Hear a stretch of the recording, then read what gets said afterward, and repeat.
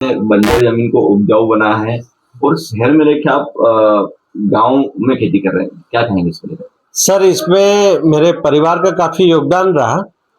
जो हमारे पिताजी है, माताजी है, हमारे पिताजी ने भी खेती के लिए अपनी सर्विस छोड़ी और जमीन बढ़ाने के लिए हमारी माताजी ने भी सर्विस को छोड़ा।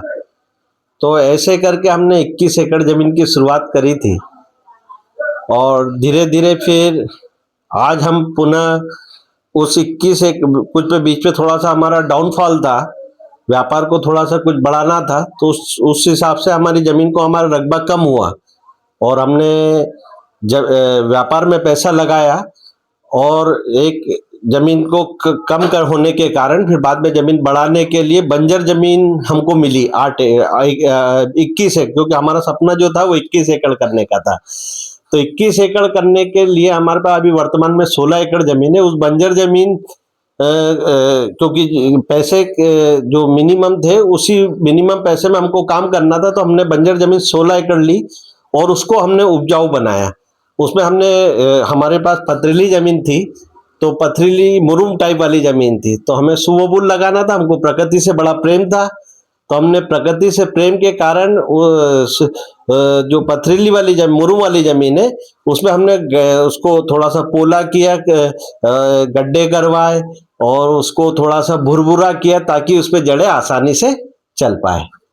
जी सर, ये कैसे प्रेरणा मिली आपको? ये मतलब करना बहुत कठिन है क्योंकि बंजर जमीन को उपजाऊ जमीन बनाना बहुत कठिन है। नहीं, इसमें तो साहब जो आपके राष्ट्रपति अब्दुल जी कलाम जी है, उनका मतलब मैं तो मानता हूं कि उनका हमारे जीवन में काफी बहुत बड़ा योगदान रहा, क्योंकि वो मेरी नजर में एक अच्छे वैज्ञानिक तो थे ही, साथ ही एक अच्छे वैज्ञानिक, एक अच्छे राष्ट्रपति, एक अच्छे इंसान और एक अच्छे कृषक भी थे। एक बार उनका इंटरव्यू दूरदर्शन पर मैंने देखा था, तो उस पर उन्होंने एक प्राकृतिक खेती के बारे में पॉली हाउस बनाया था और उसमें जैसे उन्होंने बताया था कि आप एक पॉली हाउस जो बनाते हैं उसमें 45 लाख का जो खर्चा आता है, जो किसान को भी लगता है, तो वो आप प्रकृति से ही उसका पॉली हाउस बना सकते हैं और उस पॉली हाउस से भी आप फायदा ले सकते हैं, प्लस आपके अन्य फसलों से भी आपका फायदा ले सकते हैं। सर, अभी आप इसके साथ सुबबुल के साथ और क्या कर रहे हैं? हाँ सर, एक सुबबुल के साथ सर हम अभी वर्तमान में हल्दी लगी हुई है और सब्जी भाजी लगाने का भी हमारा उस पर अभी काम चल रहा है। क्योंकि क्या है कि सब्जी भाजी अगर हम लगाते हैं तो हमारी प्रतिदिन की इनकम चालू हो जाएगी, पर डे की इनकम, ये हमारे को आर्थिक फायदा देगी।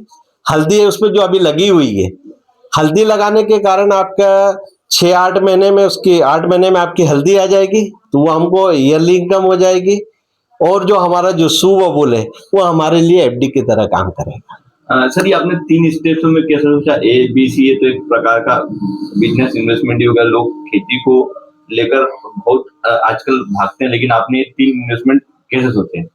सर, इसके लिए क्या है कि आपका जिद्दी और जुनून ही काम करता है। आपको जुनून कहाँ से कहाँ ले जाएगा, आपको किस व्यक्ति से मिला ले देगा, है ना। आपके पास बहुत सारी पॉजिटिव चीजें आपके साथ चलती है, आपको खाली उनको देखना है, भापना है, समझना है और उनके साथ काम करना है। आगे क्या करने की चाहते और क्या करना चाह रहे हैं? हाँ, ये सर मेरा तो चाहत सर यही है कि जो अपना जो खंडवा जिला है सर, ये इस क्षेत्र में जो खंडवा जिले में आपकी नेपा मिल जो एशिया की जो सबसे बड़ी मिल थी, वो अगर मिल चालू हो जाए तो मेरी नजर में क्या है सर, उसमें 4 चीजें होगी।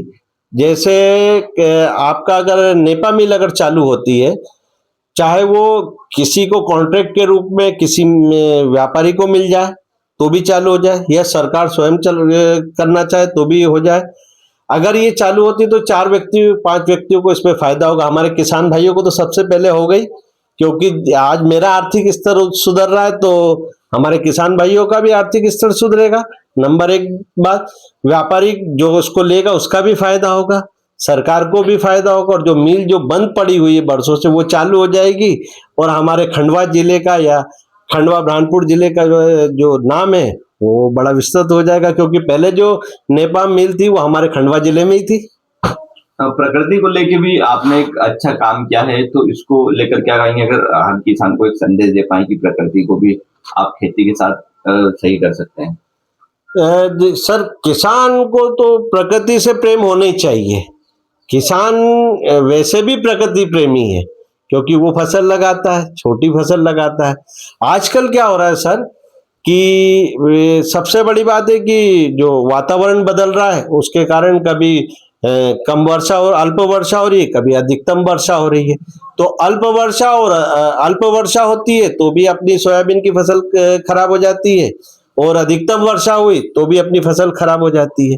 तो दोनों स्थितियों में प्रकृति का जब वातावरण व्यवस्थित रहेगा, एक उसको निश्चित वो मिलता रहेगा, तो प्रकृति के साथ जब उसका संतुलन रहेगा तो किसान को स्वतः ही फायदा होगा। मैं तो चाहता हूं कि किसान अपने मेड़ों पर ही अगर फसल के अलावा खाली मेड़ों पर ही प्रकृति के रूप में नीम के पेड़, आम के पेड़, जाम के पेड़, इस तरीके के पेड़ भी अगर लगाते हैं तो उनको एक तो क्या है कि फल भी मिलेंगे, और दूसरा प्रकृति के प्रति उनका जो कर्तव्य है वो भी पूरा हो जाएगा। अपना परिचय दे दें। साहब, अंजलिश देवेंद्र व्यास, खिड़गांव में मेरी जमीन है, और वर्तमान में निवासी खंडवा में ही हूँ मैं।